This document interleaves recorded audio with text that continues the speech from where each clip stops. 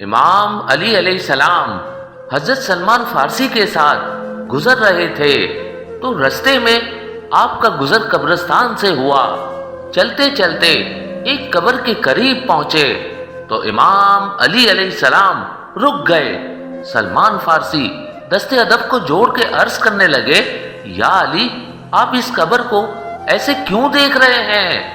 امام علی علیہ السلام نے فرمایا، اے سلمان، یہ اس بندے کی قبر ہے جو ہمارے پیچھے نماز پڑھا کرتا تھا، رمضان کے پورے روزے رکھتا تھا، اللہ کے لیے زکوٰۃ دیتا تھا، لیکن اس کی قبر کے اندر کا منظر دیکھو گے۔ جیسے ہی امام علی علیہ السلام نے حضرت سلمان کی آنکھوں پہ ہاتھ پھیرا، اب جو سلمان قبر کو دیکھے تو قبر کے اندر آگ لگی ہوئی ہے اور وہ بندہ دوزخ کی آگ میں تڑپ رہا ہے۔ حضرت سلمان تعجب سے پوچھتے ہیں، یا علی، یہ تو بہت نیک بندہ تھا، اس کا ایسا حشر کیوں ہو رہا ہے؟ امام علی علیہ السلام نے فرمایا، اس قبر پہ لکھا ہوا ہے کہ یہ اپنی ماں کا نافرمان تھا۔ پھر امام علی علیہ السلام اور جناب سلمان اس بندے کے گھر گئے تو دیکھا ایک بوڑھی عورت رو رہی تھی۔ امام علی علیہ السلام نے فرمایا، اے عورت، تو زبیر کی ماں ہے نا؟ تو وہ رو کے کہنے لگی، ہاں یا علی، میں اس زبیر کی ماں ہوں جو مجھے بات بات پہ ٹوکتا رہتا تھا، لوگوں کے سامنے میرے ساتھ زور سے بات کرتا تھا، میری بے عزتی کرتا تھا، مجھے ایک نوکرانی سمجھتا تھا۔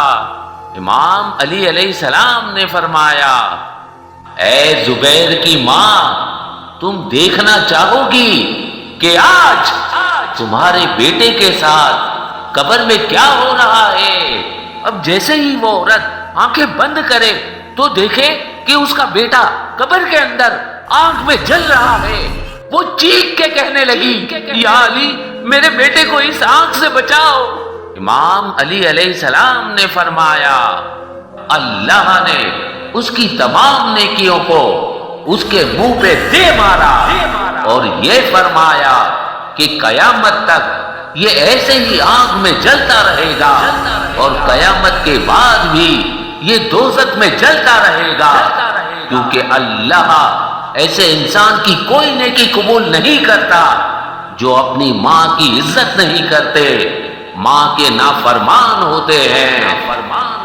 وہ ماں رو رو کے کہنے لگی، یا علی، میں اپنے بیٹے کو معاف کرتی ہوں، مجھے اپنے بیٹے سے کوئی شکایت نہیں، اللہ سے دعا کرتی ہوں کہ اللہ میرے بیٹے کی قبر سے اس عذاب کو ختم کرے۔ امام علی علیہ السلام اور جناب سلمان نے آمین کہا۔ اب جو وہ ماں آنکھیں بند کرے تو دیکھے اس کا بیٹا پرسکون سویا ہوا ہے۔ امام علی علیہ السلام نے فرمایا، اللہ نے تمہاری سن لی اور تمہارے بیٹے کی قبر سے اس عذاب کو ختم کر دیا جو ماں کی نافرمانی کے سبب آتا ہے۔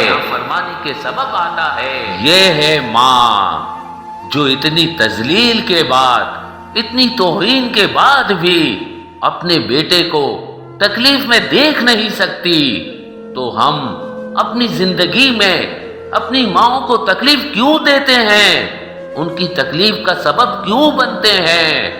اللہ دنیا کی تمام ماؤں کو اپنی حفظ و امان میں رکھے، اور اللہ سے یہ دعا ہے کہ کبھی بھی کہیں بھی کسی بھی اولاد کے سبب کسی ماں کی آنکھوں میں کوئی آنسو نہ آئے۔